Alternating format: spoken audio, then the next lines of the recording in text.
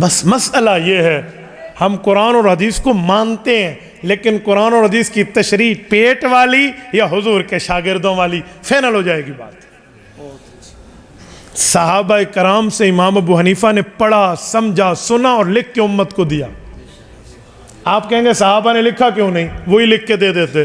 میں ایک سوال پوچھتا ہوں، حضور پاک علیہ الصلوۃ والسلام نے قرآن سنایا، لکھا نہیں، کیونکہ پیغمبر کا معجزہ ہے، پیغمبر لکھتے نہیں ہیں۔ وَلَا تَخُطَّهُ بِيَمِينِكَ إِذًا لَارْتَابَ الْمُبْطِلُونَ۔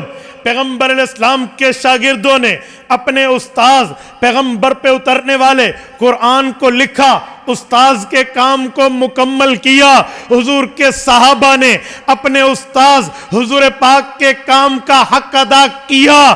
اسی طرح استاذ صحابہ نے پڑھایا، امام ابو حنیفہ نے لکھا، اس شاگرد نے بھی لکھ کر اپنے استاذوں کے کام کو مکمل کیا۔ بس اتنی سی بات ہے۔ لیکن اس پر یہ اعتراض، یہ اعتراض، یہ اعتراض، اجی میں قرآن کو بھی نہیں مانتا، میں فرمان کو بھی نہیں مانتا، انا للہ و انا الیہ راجعون۔